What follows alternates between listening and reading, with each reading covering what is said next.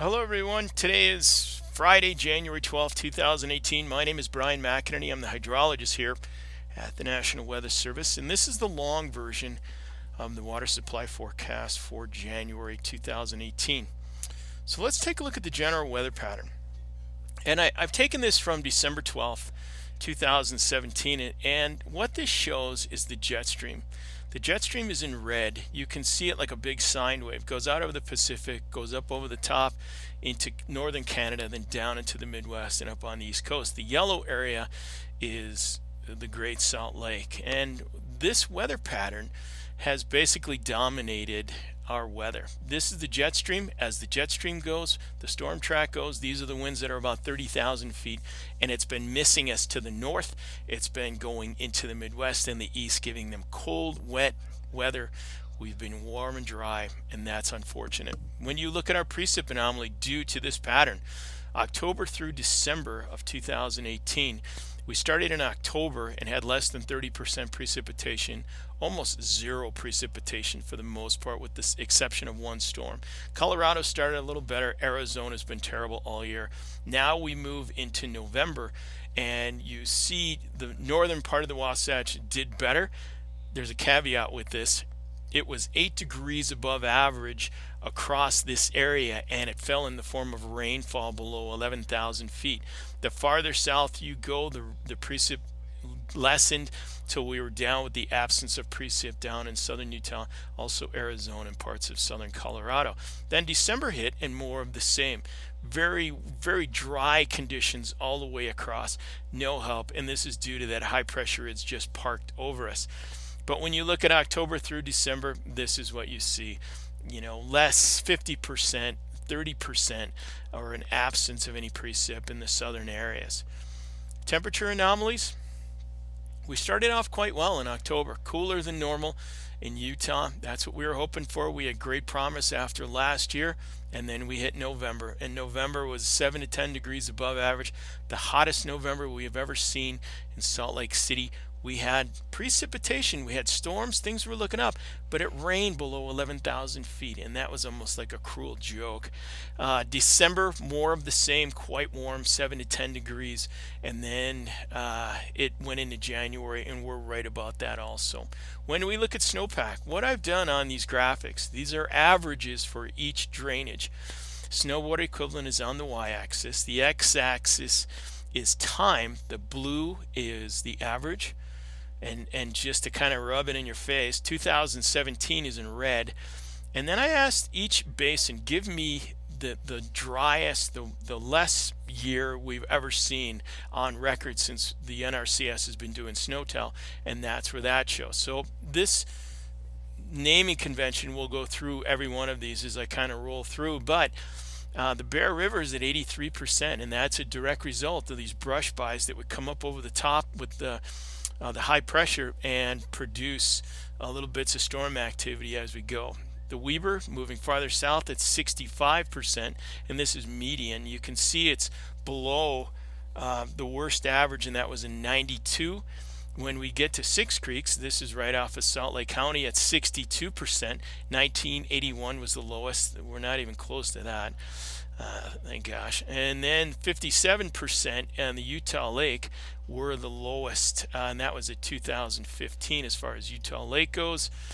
When we look at the Duchesne 2015 to this date at 64%, the upper green, the farther north you go, it was in that area where the storms would come across, 112%, but pretty close to the lowest at 92. And then when you look at 42% for the price, it's closest to 1979. And understand these low numbers are when we started installing automated gauges, or the NRCS did.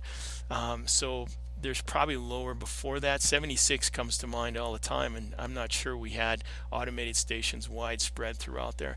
When you look at Lake Powell, what I've done is taken a smattering of SNOTEL stations in the green and the Colorado at 69%, lower than 2002.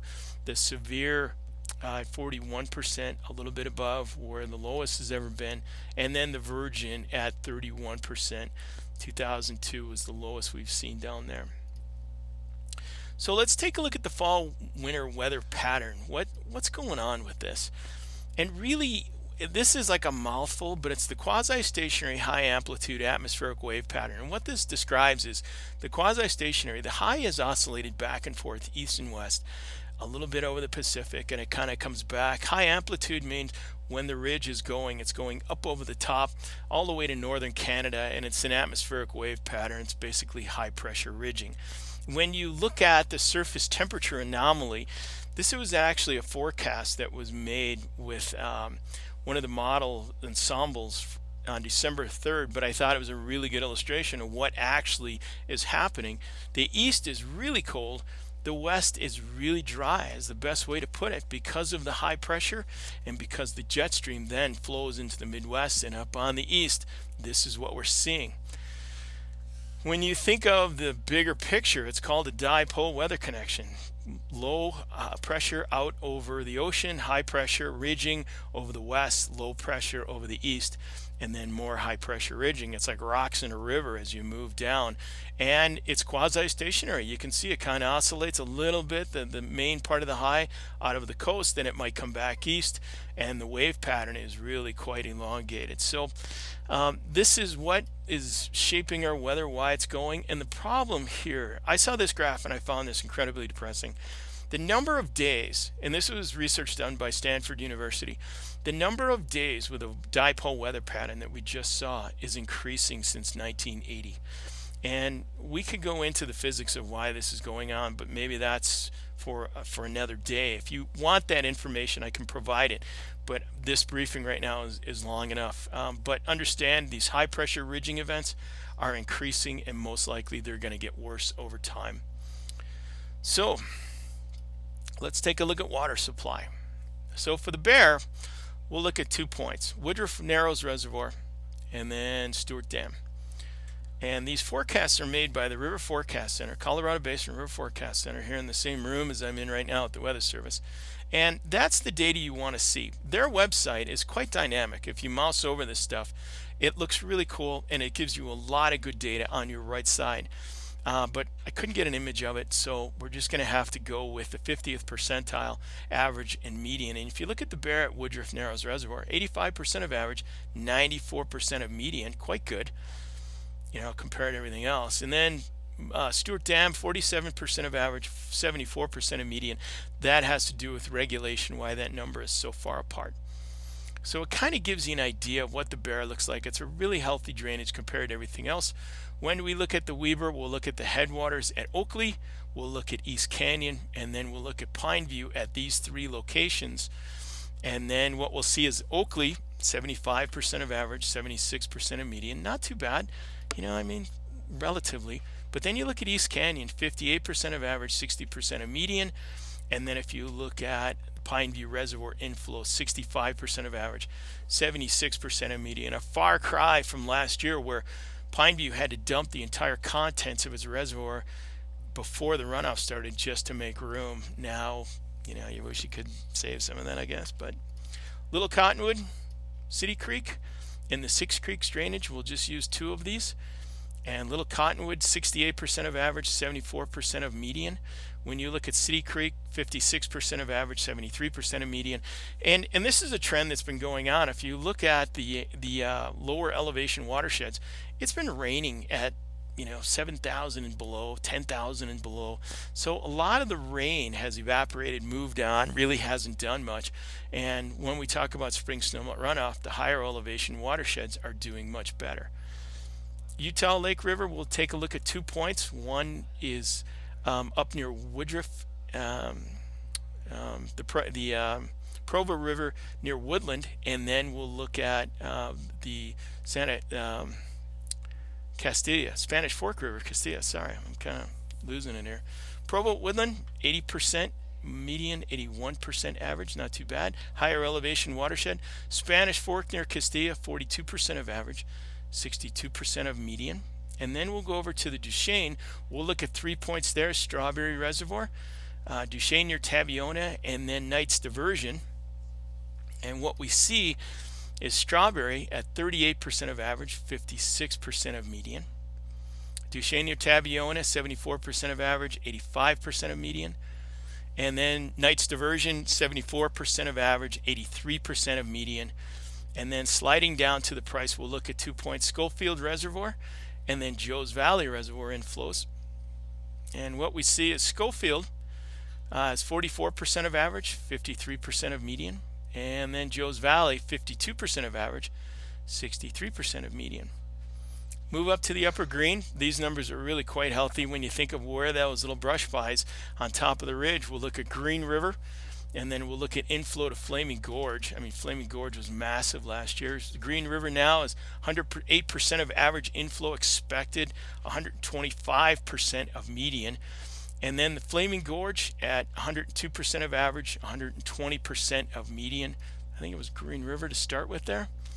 And then down in Lake Powell, we'll look at Cisco, Colorado near Cisco, right at the border of Colorado and Utah. And then the actual inflow into Lake Powell, Cisco at 59% of average, 66% of median. And then actual at Lake Powell, 54% of average, 60% of median. Sliding over west to the Sevier, we'll look at Hatch at the headwater areas. And then Paiute Reservoir at Mary's Vale. So we'll look at Hatch, 41% of average, 54% of median.